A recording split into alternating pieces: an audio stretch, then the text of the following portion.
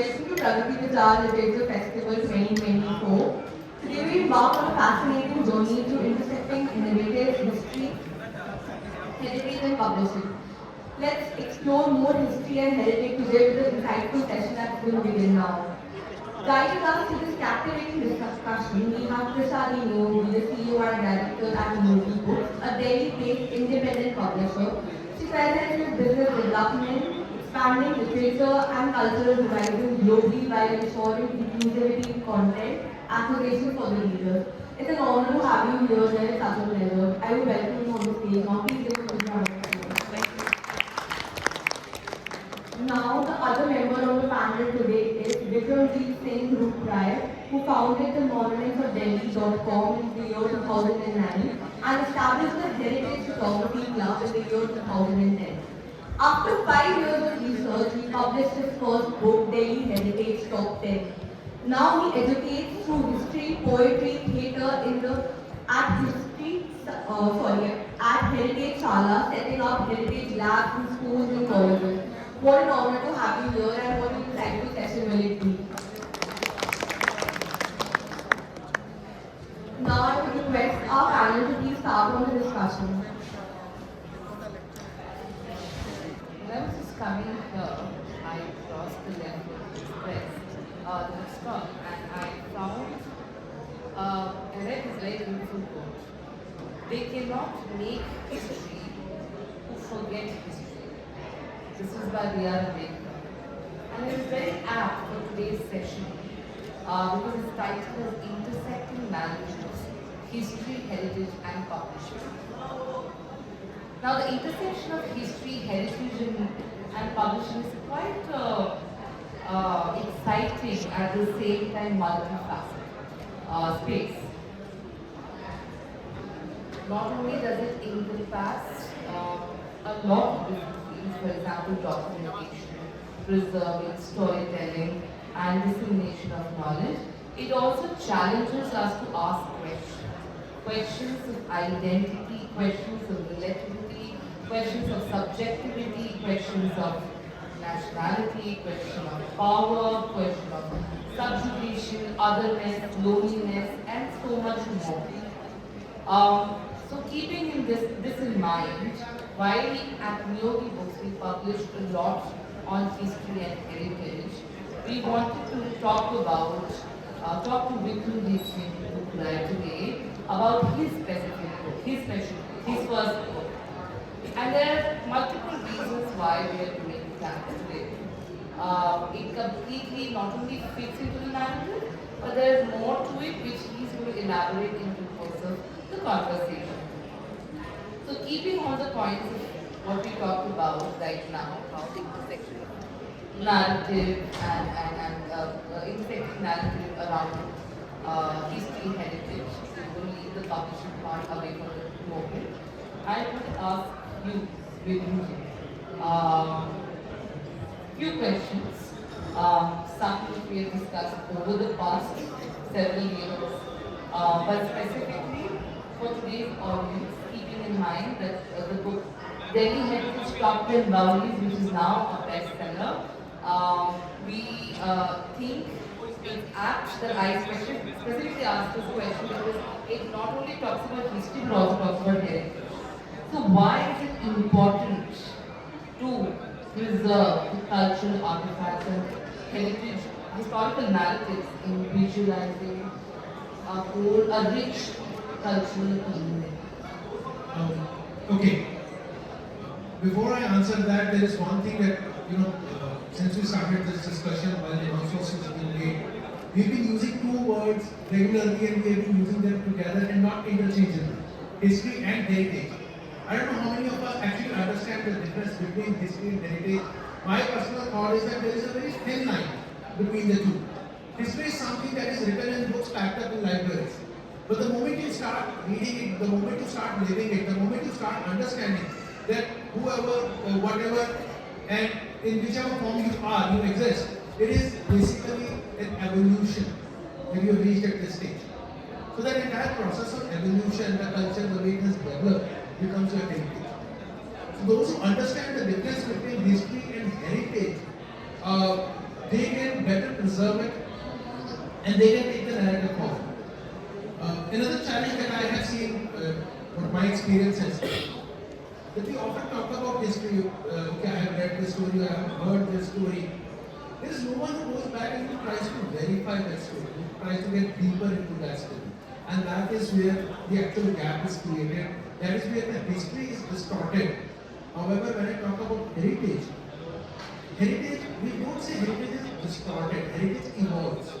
It always changes with time. What we were doing 100 years, 200 years ago, we are not doing the same process, we are not doing it the same way. Things have changed, time has changed. We do some way get inspired by all that, and then we move on. So can we say that history is not static? It seems to be static, but Actually, yes. History is not static because whosoever writes, they come up with their own narrative, their own style of writing, and it often happens. Some time back, I was doing research on one of the old ancient texts of India, and since I couldn't understand Sanskrit properly of 5th century, 4th century, what I did, I picked up a translation, and I picked up an English translation done by some European. While I was reading that translation, there were some statements which I felt offended. That how can some European just came and they picked up our Indian textbook and they thought, okay, this is the right translation, they wrote whatever they want to do. So I had a chance to go to Banaras and I saw same book, Hindi translation by some local author, some person from Banaras itself. I picked up that one and it was totally different. But the meaning was so diluted that I felt that this is not right. It doesn't fit. The correct translation should have been somewhere in between. And then I did a little more research and I went on to a third author, a third person who had translated, and luckily what this guy had done, he wrote Sanskrit verses and then the Hindi translation. So then when I picked up that and I started reading Sanskrit and Hindi, that's when I understood that yes, there is a middle path. So history is something which may have occurred, as we say, itihas, as it happened. But the person who writes can change the narrative completely. So the static part does not apply to history because with every person the same story will change. As far as heritage is concerned, it's totally opposite static because heritage evolves, it changes with time. So there is nothing static in this whole journey. so as you just mentioned, but really very different from what was discussed. History is of the victims, but we see some of the history being mentioned and devoured in today's media. What do you have to say about that? History is not only about victors. The only thing is that a story that the victor writes gets more popular because Victor ensures that his narrative reaches masses. At the same time, there are people who are writing alternate history, who are writing a different view. But while that Victor is in power, those narratives are kept hidden. And many times it happens that that victory goes on for several centuries, which means other narratives stay hidden. I'll give you one very interesting example. In India, we talk about Prithviraj Raso. In Prithviraj Raso Chandra, whatever story of Prithviraj he writes, the moment you start comparing it with the narratives of Jain scholars of that time, the moment you start comparing it with the diary of Muhammad Ghori, Muhammad Sam, not even a single word matches. That whole narrative of Charbaz, Chaubis, Zangul, Kurman, Ta, Upar Sultan, Ahmad Chubo, Chauhan, Chandra writes that I went there and I said this and that's how Prithviraj was able to shoot Muhammad Ghori. According to Muhammad Ghori's own writings and some Jain scholars, Prithviraj was killed in the Battle of Tarai only. So he never went to Afghanistan. Now whom do you believe? But this is the same Chandra who also writes that the Iron Pillar of Delhi is actually a nail that is holding earth on the hoof of snake. Sheshnath के फान पे पृथ्वी टिकी हुई है, उसको रोकने के लिए कील लगाई गई है. That's the Iron Pillar of Delhi, and that is why when Raja Anandpal Tovar tried to remove it, then he got scared and he planted it back. It was not fixed properly. वो ढीली रह गई तो दिल्ली का नाम जो है वो ढीली दिल्ली से दिल्ली पड़ा. हुकर गए दिल्ली से ही दिलाए गए दिल्ली से ही फिर व्यास गए सुनंदन गया भगवत बाद में की ना जाए. Now once you start reading these narratives, then you have to cross verify them that is there anyone else who is also talking about this, and that's where you find that yes, history of Victor is one. Although Prithviraj Chauhan in this context is not considered as a victor, but Prithviraj Vilaso, if you look at the date, or if you look at the style of writing, you will realize it was written at least 400 years later. And because the Raja Sivasi was born 300 years after, 200 years after Prithviraj Chauhan, he's mentioned in that book and some similar things. So it was written later, and whatever story was prevalent at that time, although it was not the narrative of Victor, there was a time when those narratives became popular because the original Victor was no longer there. So sometimes alternate history is dangerous, sometimes alternate history helps us to counter narratives. Like oral narratives, now where there are no written, how do you verify? How do you go against and use them? Maybe oral narratives are very important in India because India has oral tradition. Archaeological evidence help us understand a few things.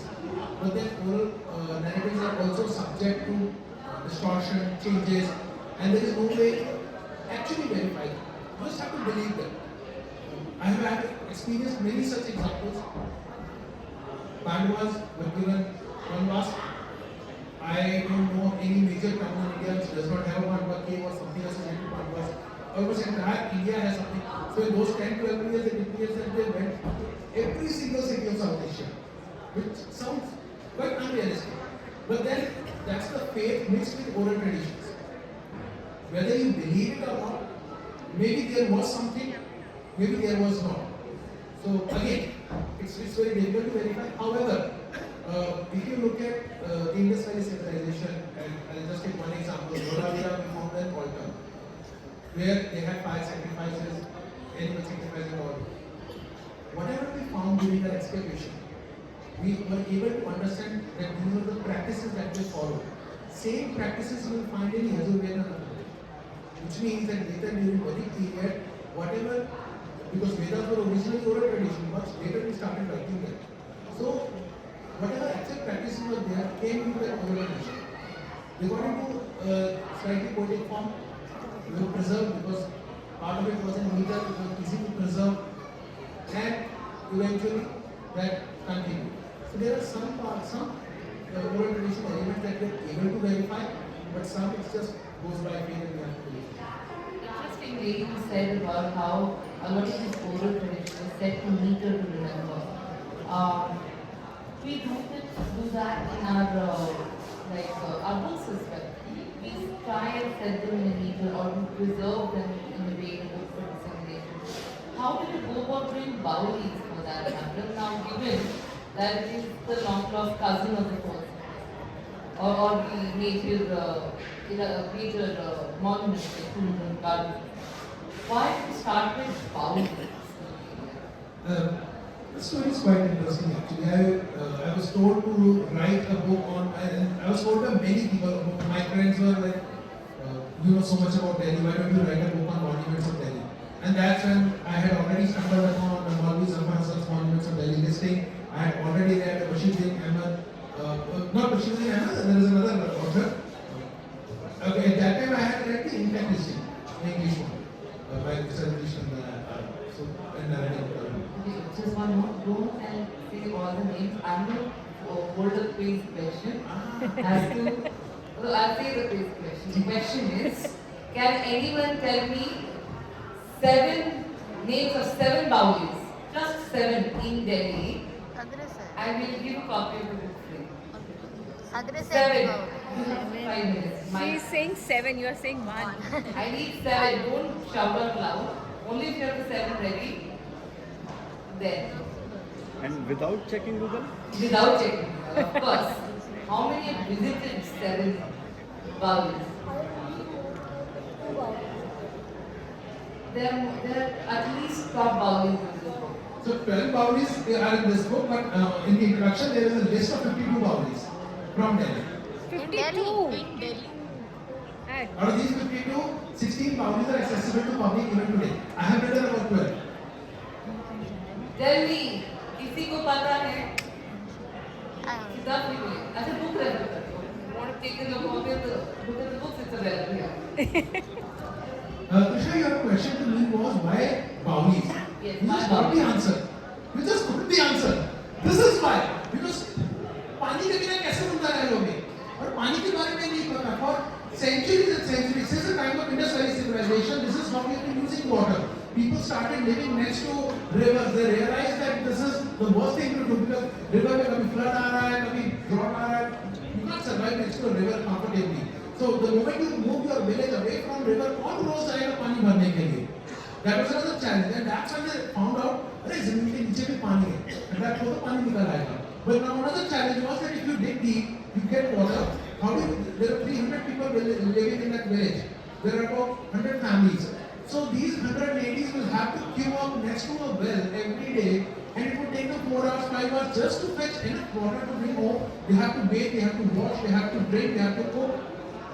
It was not easy. The best solution was how about we create steps and go to the water level, create a bigger water tank, and we can all fetch water. There is so much science involved behind this. How did they reach down there and how these Baulis became lifeline? Why we have Yamuna and yet we have 12 Baulis right next to Yamuna. You go to Banaras, you go to Allahabad, you go to any of these cities.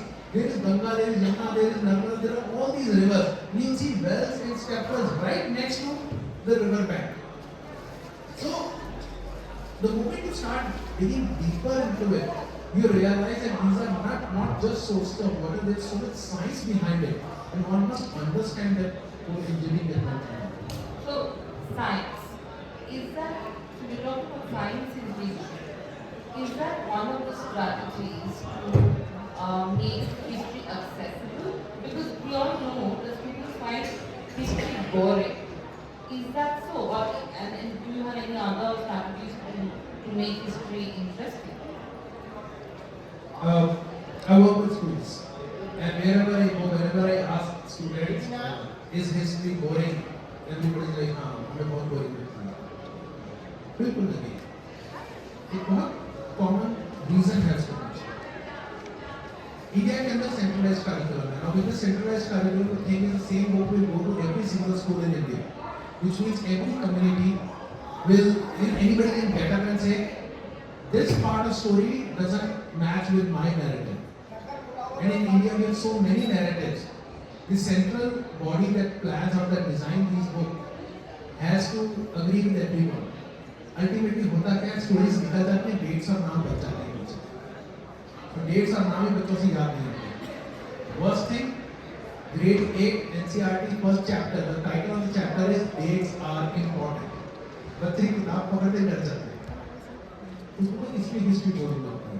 Whereas history practically अगर आप देखो तो अपनी class में तो history के अलावा कुछ नहीं पढ़ा है. We claim that we teach science, we teach maths, but Newton dead, Einstein dead, Pythagoras dead, सारे तो हिस्ट्री बन चुके हैं. Practically हम हिस्ट्री पढ़ा रहे हैं. We go to science labs and all. What do we do in those science labs? People say experiment. You tell me, what does an experiment mean? Experiment means that we are going to do something and we don't know what will happen after this. It's an experiment. We will test it. But in a school setup, not only we know the output, that same thing has been done thousands of times, probably in the same school, and then if something deviates, even by a slightest fraction, तरह red ने होना तो हल्का सा paint हो गया नीचे नहीं तुम हटो मैं ठीक कर देती हूँ. She'll come, she'll fix the chemical. अब ठीक है, कॉपी में नोट कर लो, एक्सपेरिमेंट कंप्लीट है. हम लैब में हमारी फोटोकॉपी लैब्स हैं, हमारी फिजिक्स और केमिस्ट्री लैब्स नहीं है. वहाँ पे तो हिस्ट्री ही पढ़ा है. हम सर अगर हिस्ट्री की डेफिनेशन को चेंज कर दें, बच्चों को हिस्ट्री वर्ड से डर लगने लगती है. अगर आप सर इस डेफिनेशन को चेंज कर दो, it will become interesting, it will become better because when these things were happening, it was all science. I'll give you one small example over here. To construct a stepwell, you create a tank. So there are different designs. In one design, where in Delhi also we have many stepwells in that design, where the tank and the well, these both are separate. Well goes all the way to the confined aquifers, जिसको underground water table बोलते हैं. जमीन के नीचे का जो पानी है, नहरें, वो वहाँ तक पहुँचता है. टैंक को कभी भी इतना गहरा नहीं बनाया जाता. अगर वेल और टैंक अलग है तो, अगर सिर्फ टैंक है तो वो गहरा होगा. अगर वेल और टैंक अलग है तो वेल जमीन के नीचे तक जाएगा, टैंक ऊपर रहेगा, लेकिन ऐसे लेवल पे रहेगा कि वेल में जब पानी भर जाए तो वो एक विंडो रखी जाती है और टैंक में भी वो पानी भर जाता है. अब टैंक का पानी आप नहाने के लिए यूज कर सकते हो, कपड़े धोने के लिए यूज कर सकते हो, और वो पानी कुएं में नहीं जाएगा। कुएं का पानी आप पीने के लिए इस्तेमाल कर सकते हो। वो गंदा पानी कुएं में क्यों नहीं जाएगा? Simple physics, pressure is inversely proportional to surface area. कुएं का सरफेस एरिया कम होगा, टैंक का सरफेस एरिया ज्यादा होगा, कुएं के अंदर प्रेशर ज्यादा होगा, तो वो पानी पुश करेगा टैंक की तरफ। टैंक वापस पुश नहीं कर सकता, हार्ड पोल्यूटेंट्स, हैवी पोल्यूटेंट्स को वापस पुश नहीं कर सकता, बिकॉज स्ट्रीम इस डायरेक्शन में बनी हुई है। Second thing, the way these boundaries are, other than except for two rectangular boundaries, all the boundaries are having their steps leading from north to south. Because अगर मैं साउथ साइड को गहरा कर दूंगा तो सनलाइट परपेंडिकुलर पानी पर नहीं पड़ सकती। सनलाइट पानी का जो टैंक है उस पर शेडो कास्ट हो जाएगी, जिसमें पानी इवेपोरेट नहीं होगा। 3 महीने बारिश हुई, पानी स्टोर कर लिया, अगले 9 महीने में पानी से इस्तेमाल कर रहे हैं, इसको सनलाइट से बचाना है। अगर से की बाउंड्री पुराने के लिए की बाउंड्री उल्टी बनी हुई है बिकॉज ऑफ टेरेन, उसमें साउथ की तरफ से सीढ़ी है, तो उन्होंने टैंक के ऊपर छत बनाई हुई है, दोनों में कवर्ड है। Science. Absolutely, but we also have science, history and literature. That's why we have historical fiction. For example, we published a book called Curious of the Sun, and it's very interesting. That sitting in India, we can read a lot more about the Ottoman Empire, and we've done a book on Mandu, which talks about the Bal Bahadur, the folklore we talk about, and so on and so forth. So historical fiction also makes history accessible, but historical fiction is not history. It should initiate the interest in the subject so that you can actually read the books on history. But having said that, we also feel that many historical history books are also very academic in nature. And we at Loki Books also want to democratize that history is not only for the high and mighty, it is for one and all. And that is perhaps that's how we collaborated in creating this book called Delhi Heritage Top 10 Boundaries. We are also working on a book called Delhi Heritage Top 10 Forts, which will be out by August, and so on and so forth. But as we heard in the beginning, it took refugees 5 years to write this book. Perhaps a little more than that. Could you tell us a little more about how did you go about researching and then writing in this book? But before you start, he mentioned some of the vowels right now while talking. Can now everybody say seven vowels in Delhi? Anybody? You can shout it out.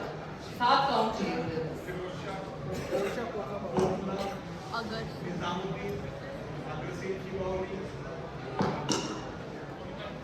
Firoz Shah Kotla, Nizamuddin, Agrasen, Raju की बावली।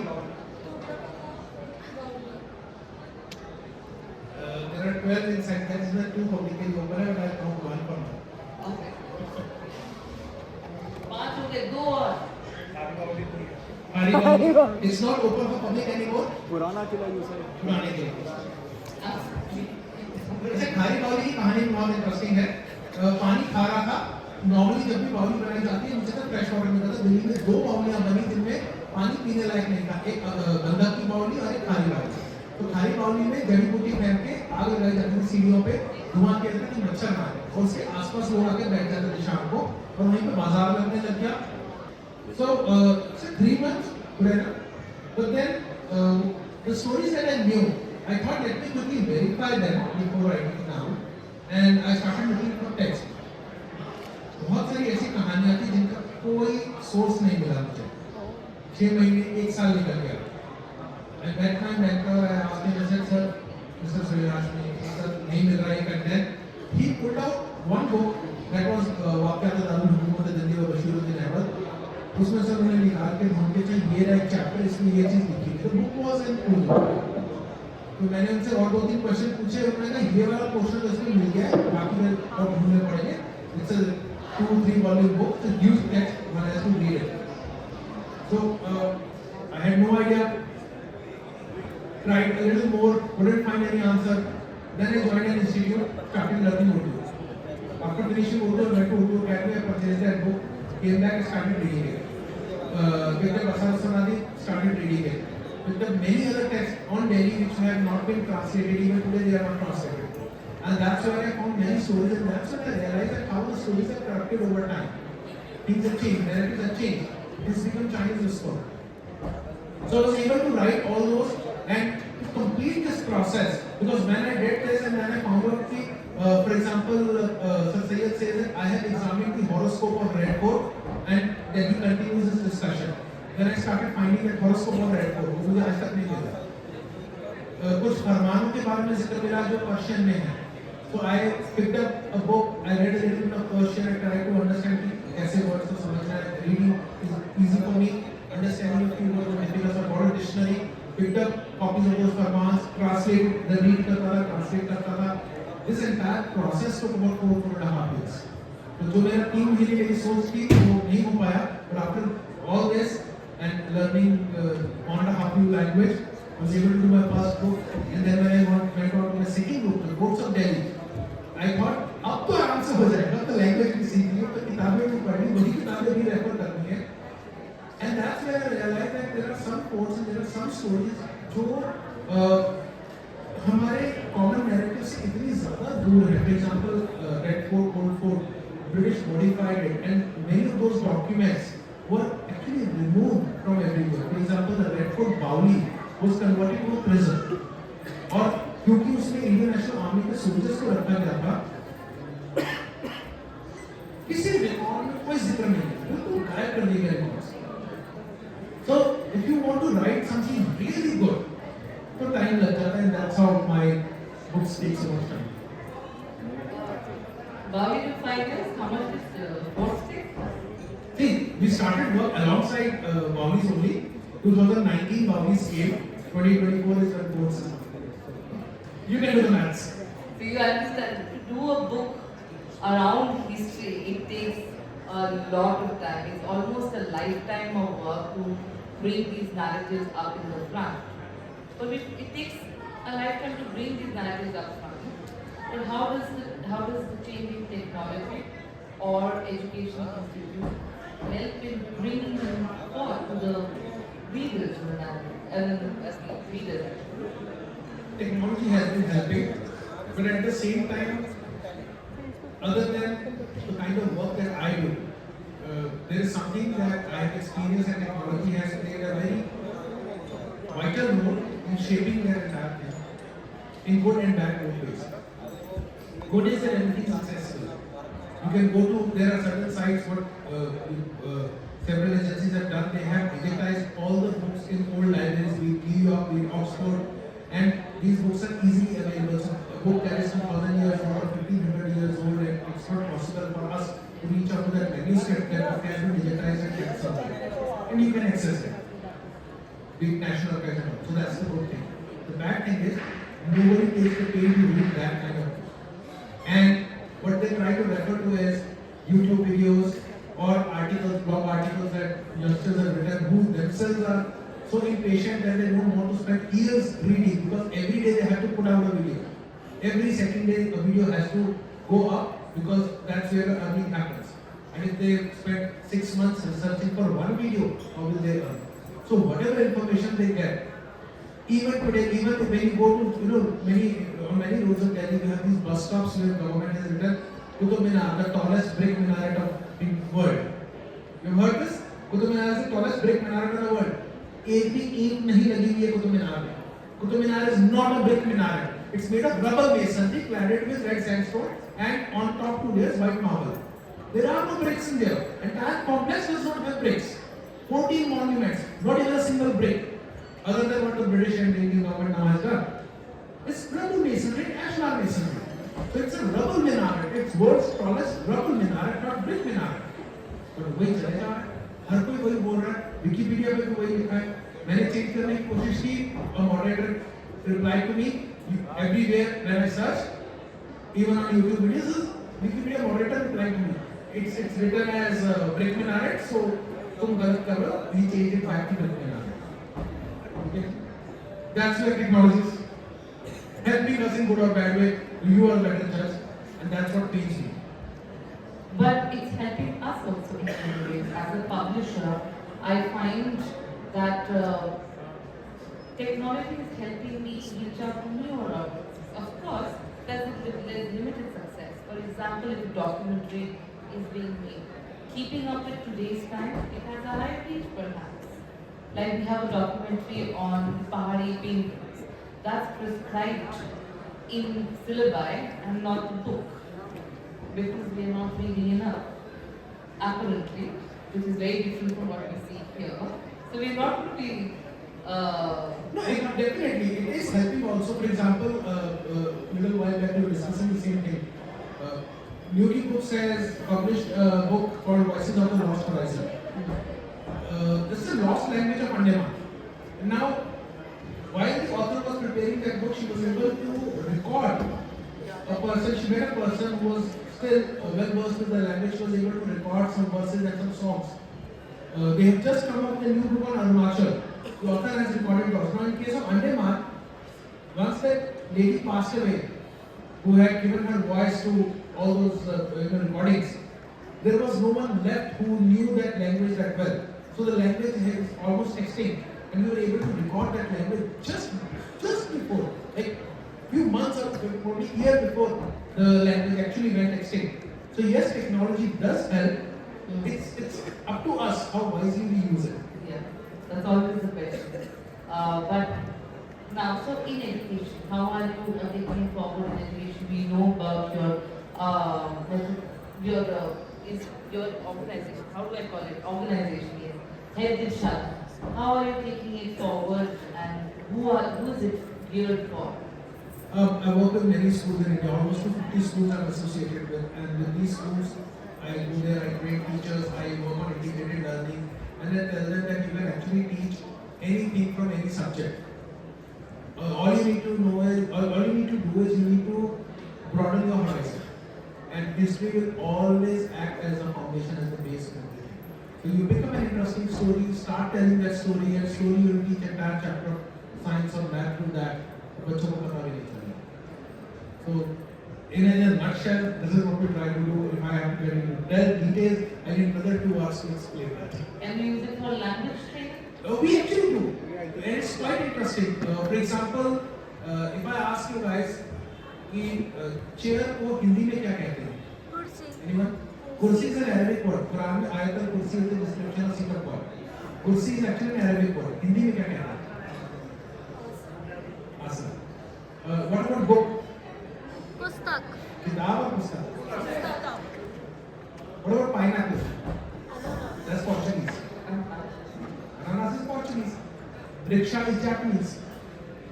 So it's not about what language you speak or not. It's about, do you understand the language you speak? And if I can come up with a story where I can describe this word to you, where I can describe the nuances of that language to you, won't that language become interesting? I got a shock when students in one of the schools of Ghaziabad told me, मैंने कहा कौन सा subject सबसे मुश्किल लगता है? कहते sir Hindi. क्यों यूपी के बच्चे मुझे कह रहे हैं हिंदी नहीं पढ़ी जाती? But the biggest shock for me was just 1 month back, I was doing a workshop in Andhra Pradesh in a town called Kadapa. And students, I asked them which is the toughest subject that you have. Sir, Telugu. मतलब बच्चों से उनकी अपनी language नहीं पढ़ी जा रही. क्योंकि हिंदी क्यों नहीं पढ़ी जा रही? बिकॉज घर पे आप हिंदी में बातचीत कर रहे हैं, स्कूल में हिंदी में वार्तालाप करना पड़ता है. तो वो वार्तालाप से बातचीत तक पहुंचे कैसे? We can create a nice narrative around it. Maybe ease down a little bit. बच्चा उसमें इंटरेस्ट लेना, जो डे 1 पे जो बच्चा डर जाता है कि पता नहीं क्या होने वाला है, तो थोड़ा इजी कर देंगे. तो maybe language will become better and more accessible to child.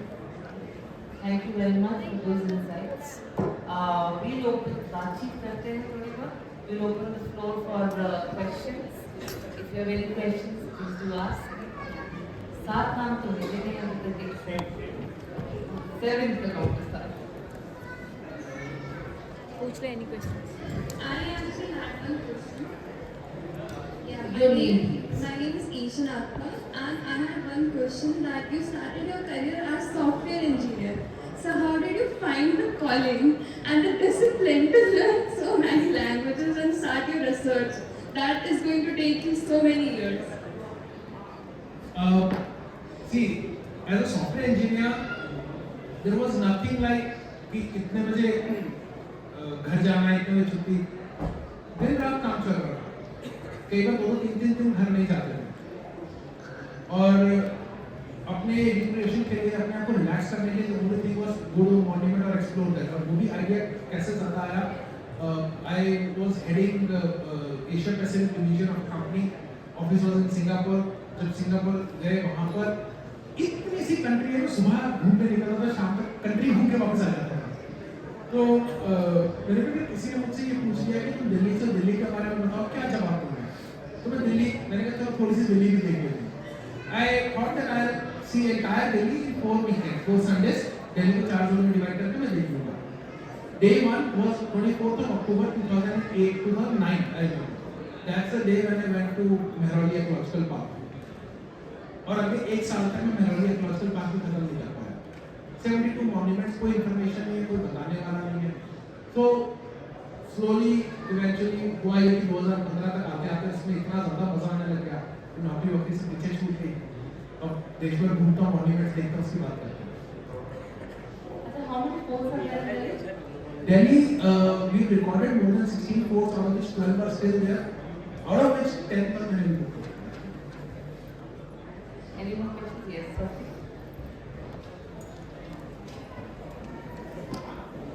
Hi, I'm Sasti. I just wanted to know कि these Baolis and these forts etc. what relevance do they have to today's architecture and how are they taken care of?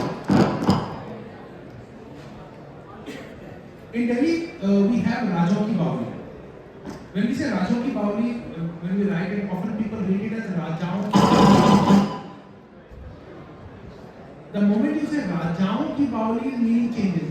It becomes the Baoli of kings. Whereas it is Rajaon ki Baoli, it is Rajmahal, the basins. The moment you understand and try to get deeper into the history of that, you will realize कि वो कैसे evolve होके यहाँ तक पहुँची और उस समय का सोशो पॉलिटिकल सिचुएशन क्या थी, how Daulat Khan came, and Daulat Khan is the person who invited Babur to India. He is responsible for the Mughal Empire of India. He is buried over there, and that Baoli was constructed as a challenge. In schools we are teaching politics. In schools we are teaching right from grade 8 we are teaching Mughal Empire. अगर मैं बच्चों को बाउली और उस समय की condition की, वो लोधी का अपने ही लाहौर के गवर्नर के साथ इशू क्या चल रहा था, जिसकी वजह से लाहौर के गवर्नर को बाबर को आगरा का रास्ता बताना पड़ा, अल्टीमेटली पानीपत में बैटल हुई, तो मेरे लिए वो डेट से ज्यादा इंपॉर्टेंट तो स्टोरीज क्वाइट फैसिनेटिंग। तो वो फुल बॉलीवुड सीरीज बहुत जबरदस्त बन सकती है अगर उस एंगल से बनाई जाए।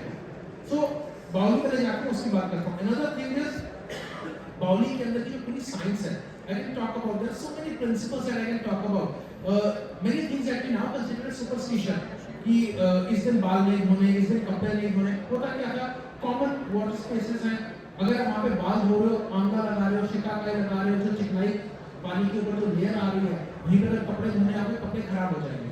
तो उन्होंने मिलकर डिसाइड किया इस दिन बाल धोएंगे, इस दिन कपड़े धोएंगे, कपड़े के लिए साबुन यूज हो रहा है, जब तक वो सारा नीचे स्लज की फॉर्म में बैठ जाएगा तब तक पानी दोबारा से डिस्चार्ज हो गया, next day you can use it. So certain days were decided for certain things, but आज की डेट में those things are not applicable. Still we consider them, we treat them as superstition and we follow them. The moment we understand these structures and try to revise and try to get deeper into the whole idea, हमारा अपने ही culture को देखने के प्रति नजरिया बदल जाएगा। One last point, if you recharge Baolis, तो उस सिटी का वाटर टेबल वापस ऊपर आ जाएगा, because all these stepwells and wells are connected through underground water channels. आपकी water problem solve हो जाएगा। So I started with this quote and I'll end with this quote. They cannot make history who forget history by their and the books are available here for sale. It's Baoli for now. If you'd like to get your copies, it's available. I'll get your copies signed. What an insightful session it was, and I never knew there are so many Baolis in Delhi. It was like according to me, this is 20. You did open my eye about it for her. Thank you so much for the insightful session. I think everybody, we have learned something new about Baolis and the monument structures in Delhi. So thank you so much for that, and a big round of applause. Now I would like to invite the director of Pragati Vichar Literature Festival, Mr. Kapil Gupta, for the special presentation.